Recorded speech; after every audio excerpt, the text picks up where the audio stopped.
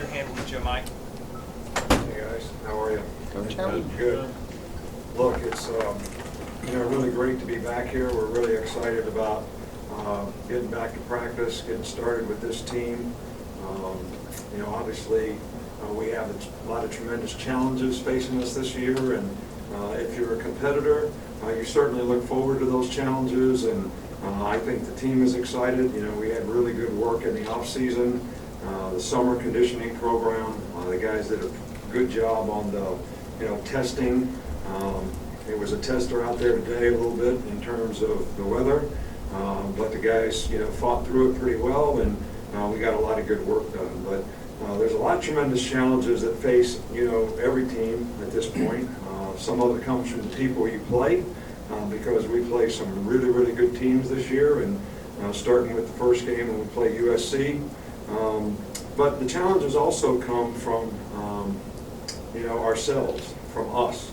When we have a critical mass of players that buy into the team, the principles and values of the team, make good choices and decisions relative to the team, the rules of the team, we seem like we've done pretty well in the past. And when we have lots of people preoccupied with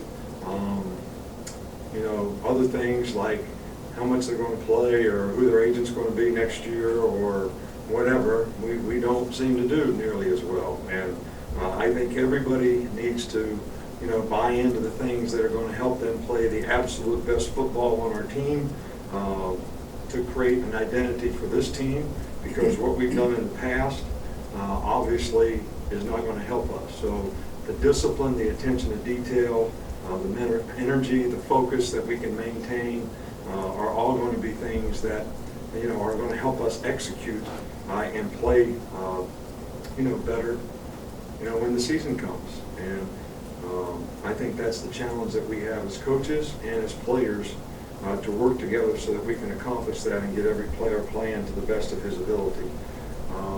We have these first 2 days just in helmets, which I think is a great idea to get these guys acclimated. Then we have 2 days into shoulder pads and helmets, which I think is also a very good idea. And then we can get in pads. So, we actually have some guys here that were not cleared to actually practice, but they can be here for rehab. Richie Pettibone, Ronnie Clark, Sean Jennings, Nigel Knott, all guys that had off-season surgeries and injuries. And I think you're all aware of what they are.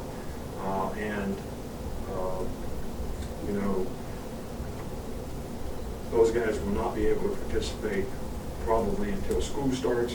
But we'll manage their rehab on an individual basis, and when they're ready to get into football, we'll sort of step them into it as they can. I know there's a lot of talk out there and interest about the Maurice Smith deal. Look, I'm going to say the same thing that I said at the SEC Media Day. Nothing has changed. We support the SEC rule, right, of not granting guys releases to go to other SEC schools. And it has been our policy here not to do that unless there was a special circumstance. All right, we released a statement today, all right, that talked about the special circumstances surrounding another player, which was an exception, not the rule. And I am not going to discuss this any further. Maurice did a great job for us around here. We want to help him every way that we can, and he has opportunities to go other places outside the league, and we are supporting him and helping him do that.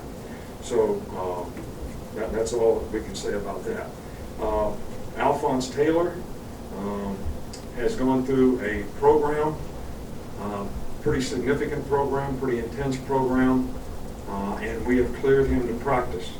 So, but we have not made a decision, and it will be based on what he does and how he does it, as to whether that suspension that he had will be lifted when the games come. All right, and I'm not ready to make that decision right now, and I don't think we have all the information we need to have to be able to make that decision. Dalen Charlotte, fine young man, did a great job here, made a tremendous amount of improvement. I think that, a lot of young guys right now, they get really fearful of their future.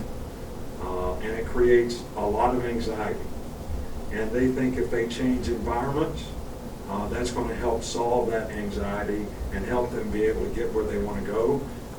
And, you know, we certainly feel like we can help guys develop here, but if they think that there's a better way for them another place, then we're going to support them in every way that we can to help them do the things that they would like to do if they don't want to be, you know, in our program here. Okay, guys, we'll start in the back with Cecil.